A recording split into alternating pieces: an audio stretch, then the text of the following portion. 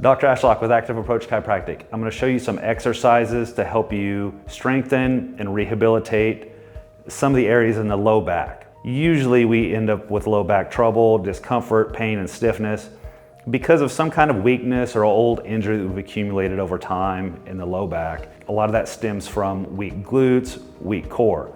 So what this is going to teach us is how to stabilize our core, use our glute muscles to engage ourselves, and this should be applied to anything you're doing in your life moving forward. All right, the first stretch we're going to be doing is called a 90-90 stretch. It's going to help provide a little bit more hip flexibility and movement to this joint right back here, which is going to help in the long run take a lot of stress and tension off the low back. First thing we're going to do is we're going to have you sit on the floor in this position. What we want to do is keep the low back arched, and then you're going to bring your chest directly over your knee.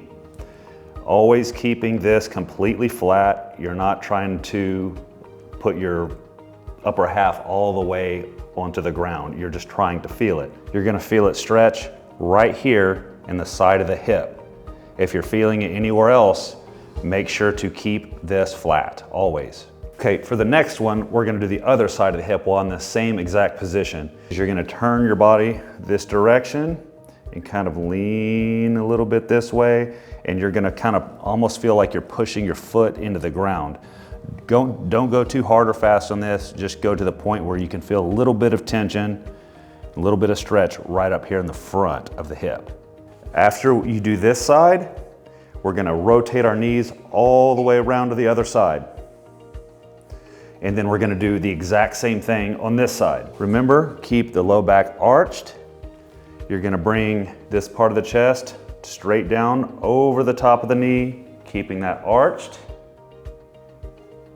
And you're gonna feel the stretch right back here in this hip. After you get done with this side, same thing as on the other side. We're gonna turn our body, face this direction, lean a little bit, and we're gonna have you push your foot and knee into the floor. Again, you're gonna feel some tension and some stretch right up here in the front of the hip. We're gonna have you lay flat on the ground, flat on your back. The first thing we want to point out is if there isn't any space through here underneath, if you can put your hand underneath your back, you want to get your back completely flat on the ground. Try to get your spine completely flat all the way down to your butt, completely on the ground. You're going to do that by contracting first the sides. After you contract that, then you can contract through here. Next thing you're going to do, very easily curl your body, upper body forward. Make sure you're not pulling on your head when you're doing that. You're just sitting up just a tiny bit to where you can feel all of this through both sides, straight down the middle, all of that contracted. This next exercise is called a bird dog. This is gonna work basically your entire body. So if you're not sweating and you're not tired while you're doing this, you need to activate all the muscles that we're telling you to. You're gonna start in this position. Arch your back a little bit. First thing I want you to do is contract the side muscles, your abdominal muscles, right underneath. The next thing we're gonna do is we're gonna bring one arm out on this side, and on this one, I want you to contract your shoulder blade, bring your shoulder blades together almost, bring your shoulder up, and then we're gonna take the opposite leg, we're gonna squeeze our butt, push our leg completely straight out. We basically want a straight line all the way through here. Once you're in this position, I want you to hold this for as long as you can. When you start to lose your balance or one of your arms or your legs starts to get a little bit weak, you're done. That's all you need to do.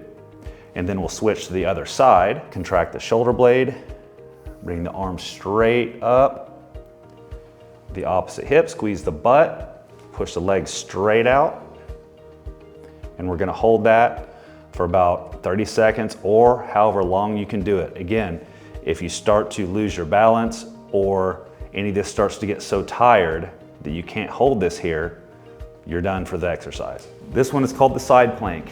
It's going to work on the core muscles through here, here, and also the hips and glutes, and then the shoulder. You want to get into this position. You want your elbows stacked directly underneath your shoulder. What you're going to do first, squeeze your shoulder blade together, contract the obliques on both sides, contract the core, and then we're going to bring our hip up from the ground by squeezing our glutes and pushing with our shoulder. You're gonna hold this for as long as you can till you start to lose your balance or you start to feel like you're gonna fall over. Again, make sure you're contracting here and right across here. Next, we're gonna switch to the other side.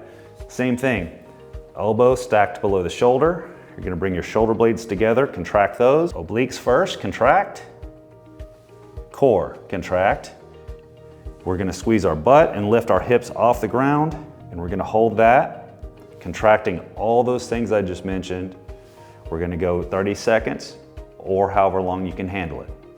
Okay, after you've done these exercises, we want to build on this. Again, anytime you have pain or discomfort, it's a process that's been going on for quite some time. It takes time and repetitions to kind of rebuild the strength and regain some mobility and flexibility and strength in the low back. It's not an overnight type of thing. So if you're patient and you're consistent with this, it will start to feel better over time. We want to start with 3 sets. We're going to hold each position for about 30 seconds or until you're unable to hold the position in the proper form. Over time, as you get better at these, you'll be able to hold the position for an extended amount of time. So start with 30 seconds. It should be your first goal. At least try to do each side for 30 seconds. And over time, as that starts to become easier and easier, add 15 seconds each time until you get up to about 2 minutes. Once you get to about the 2-minute mark, holding them the right way, you should be in pretty good shape by that point.